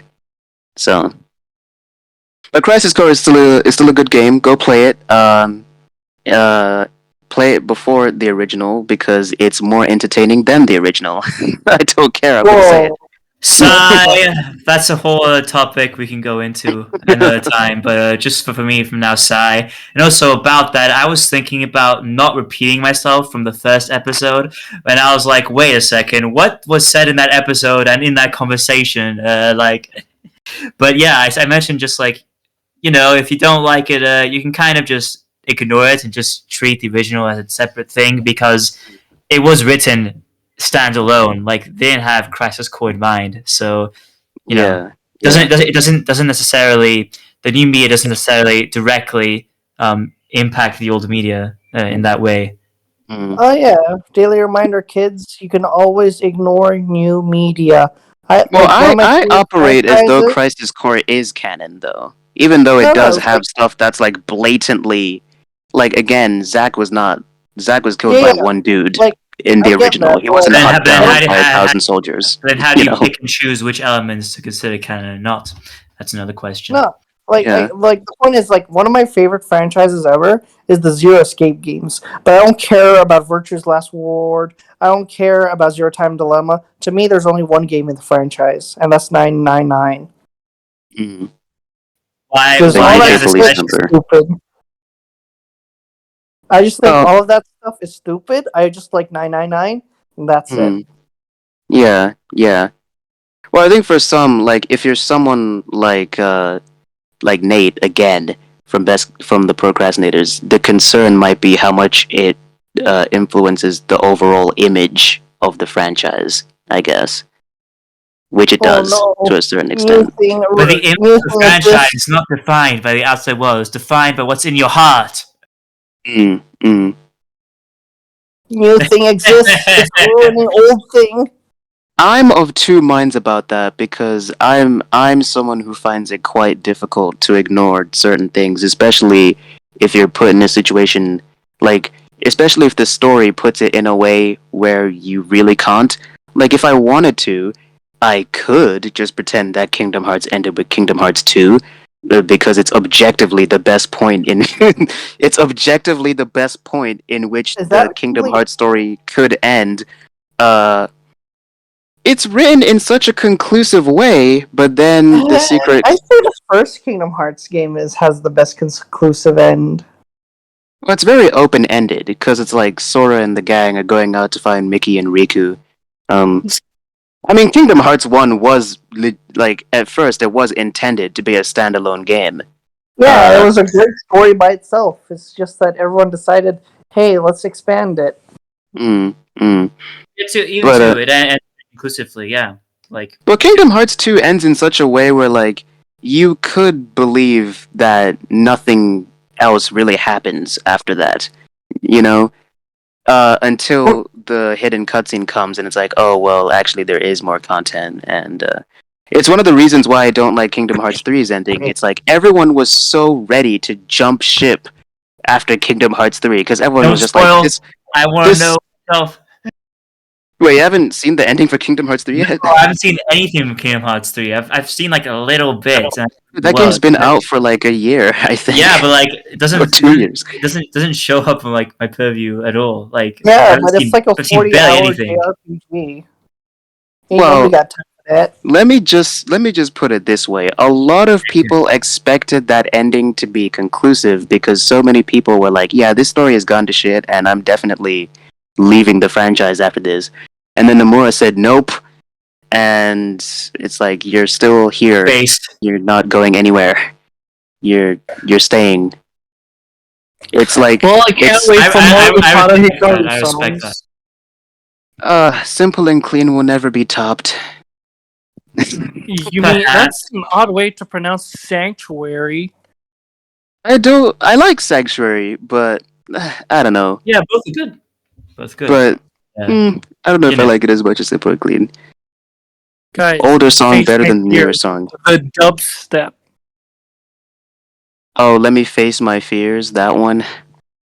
Let me face my fears. God, that was I like the other one. What's it called? dearly beloved. No, not Dearly Beloved. It's another vocal track in Kingdom Hearts 3. I can't remember the lyrics, and I'm not gonna sing it. What? My mind is telling me to sing it, but I'm not gonna sing it. Just sing it. Doesn't matter. You know the one that goes, "I want you for a lifetime." That one. That's Oh, you Dearly better Beloved. think twice. Think Oh, twice. don't there think you twice. go. Don't think twice. Yeah. Exactly. Yeah. I like that one more than Let Me Face My Fears. Fuck that. Well, at least new Kingdom Hearts games means more Utada Hikaru songs.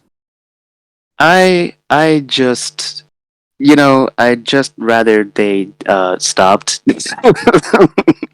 I'm still gonna play the newer games, but in all fairness, the thing is, I'm one of those people who believes that they should have stopped after Kingdom Hearts 2, But then I'm like, if they did that, then I probably would never have become a Kingdom Hearts fan. So, you know, What do you mean? well, what I mean by Like that is first three games not good enough? What do you mean? no. What I mean by that is that I got the collections on PS3. Um, and those collections likely would not have been made if it was just the first three games. I mean, they'd So, still be Well, re-released. They're like yeah, hidden gems. there's to be one rechain and two in the package. So yeah. mm, mm, I guess. I just want to say I didn't exactly have the best impression going into Kingdom Hearts when I literally started by watching CinemaSins parody video of on Kingdom Hearts. That didn't exactly set me up with high expectations, but Kingdom Hearts 1 story is still pretty good. And you Being know, influenced by one of cinemas. the things Ding. I would really like to happen, new director because old director bad. I would very much like to see a new director on Kingdom You Hearts. I'm very good, old curious. bad. Ding. I'd like to see how that would be. I I'm don't know. very I feel curious. like Kingdom Hearts is such a Nomura project. You know, I can't imagine Yeah. any other director besides Nomura doing it. But that's one of the reasons why I'm so curious about it. I mean, it's worth remembering that it's not like he wrote the games on his own. For most of the games, know. there was always a co-writer. I think I mean, only I a don't know. few of With them. Kojima. Yeah. I think he actually has some talent, to say the least. Because The World Ends With You, I actually like that. Well, I feel like most of Kingdom Hearts' problems would not really be an issue if Nomura had just said, "Okay, I'm done with Kingdom Hearts. Now I'm going to make something new," rather than Yeah. constantly retconning. Like if one chain and two is actually pretty like solid stories by themselves. Hey. Yeah, I like. Well, I like those three games, but it's also worth remembering that I don't like Chain unlike of Memories. Chain of unlike Memories is ass. unlike 358, I believe, games like 358, Coded, and possibly Kingdom Hearts 3, Nomura didn't write those on his own. Like Kingdom Hearts 358 's 1, a movie. Kingdom Hearts 1, Chain of Memories, and 2, co-writer. And, I feel like there might be a George Lucas effect going on here. So, that's just my humble opinion. I mean, this isn't the only time we've seen something like this. It's the same with Kojima and Metal Gear Solid. Metal Gear Solid 4 was the first game Kojima wrote for Metal Gear Solid completely on his own, without a co-writer. And I feel like most people would agree. It's still a good story, but it's among the What if least Kojima's good. just like overly hyped? Like sure, the Metal Gear Solid series is great, but Death Stranding, Death Stranding, not particularly good.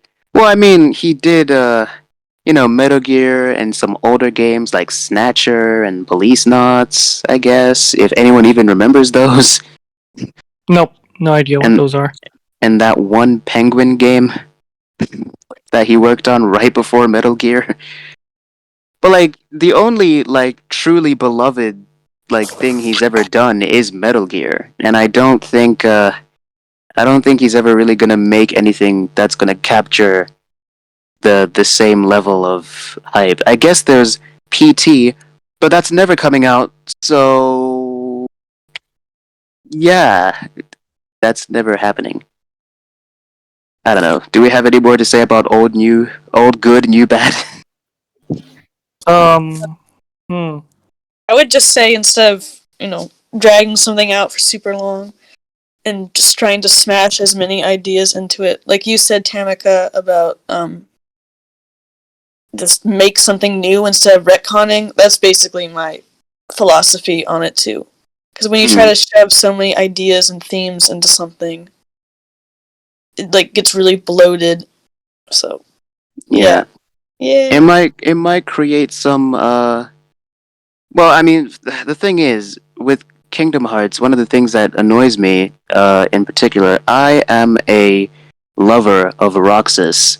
I love Roxas a lot. He is Good. objectively second best character after Yes. King Mickey. King Mickey fucking tops. This is a ride. But you know, just when a character has a really good story that ends bittersweet, and don't break the like logic behind that character's story for the sake of fan service and bringing him back. Like I feel like Roxas's revival was entirely based on fan service because people really like Roxas. But number one, to do that, they broke how nobodies work, um, completely removing any semblance of tragedy the concept of nobodies ever had. There's literally nothing bad about becoming a nobody now because if anything, you get powers from becoming a nobody, and eventually your heart grows back anyway. So Oh, that kind it's of a reminds net me of the gain. Honest Game It's a net trailers gain. on how they explain nobodies. Nobodies are people without hearts, and unless they actually have hearts. I don't know. I don't know when. I don't know. I don't like it. Like not only did they make Roxas's arc in Kingdom Hearts 2 totally pointless, but then they just like the whole idea behind organization in Kingdom Hearts 2, behind Organization 13 in Kingdom Hearts 2 is just completely. I would almost argue that at this point, Kingdom Hearts 2 is possibly the most pointless game in the story now because of the retcons. Well, Organization 13, thinking us to because of the retcons was a sham anyway. So Yeah.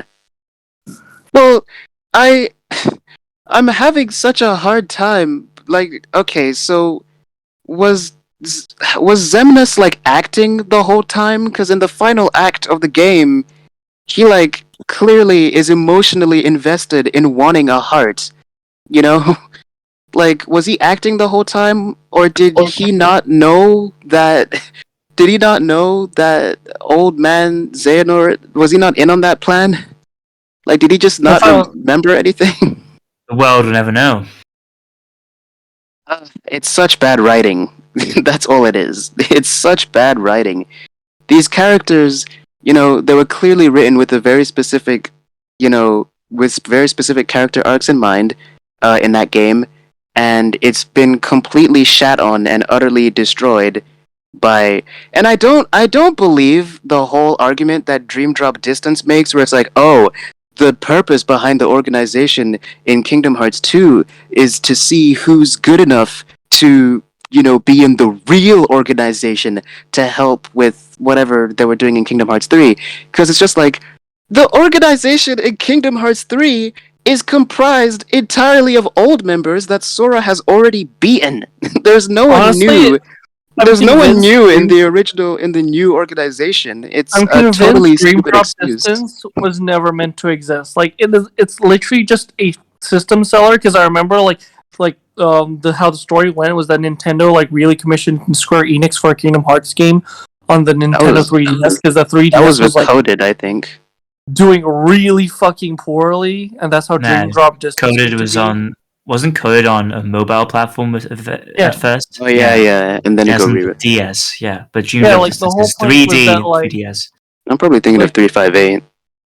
Dream Drop Distance, like it's literally in the name, like the whole 3D thing. It's like, oh, Kingdom Hearts is but 3D, Dream Drop, and Birth by Sleep. Those are the two games that completely destroyed. Well, not completely, but I blame those. I blame those two games for where the story of Kingdom Hearts very was. specific. We can do a Kingdom Hearts episode later. That's actually listed.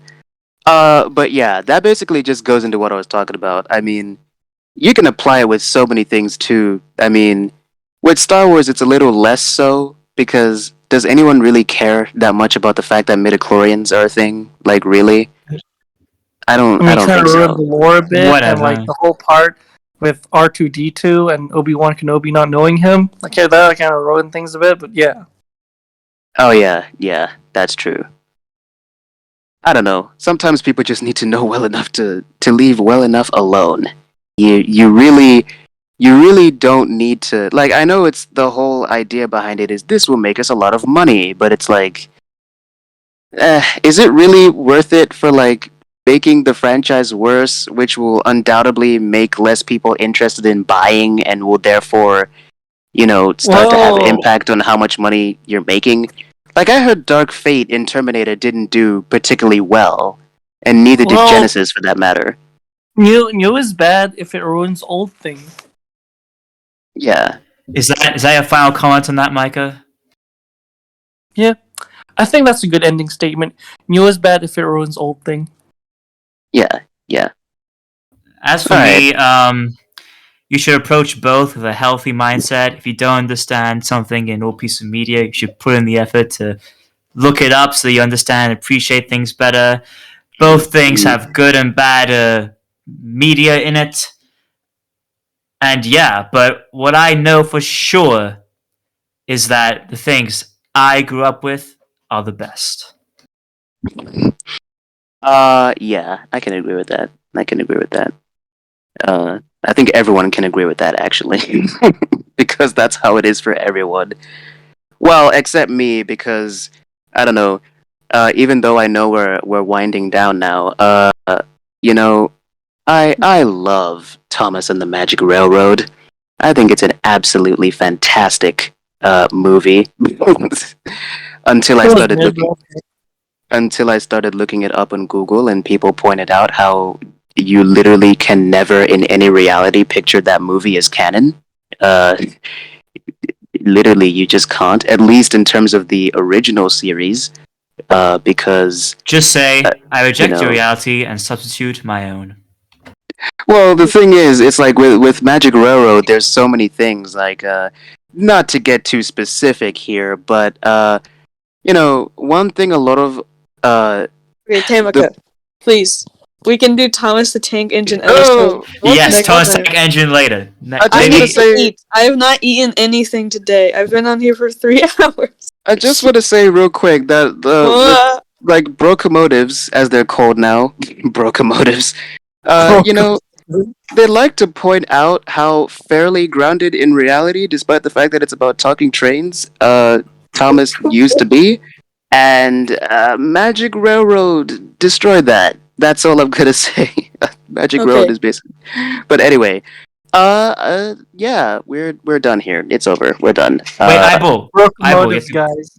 what's your concluding What? comment? Brocomotives. Your What? concluding statement.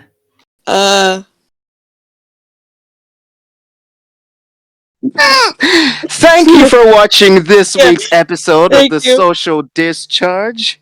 Everybody say goodbye.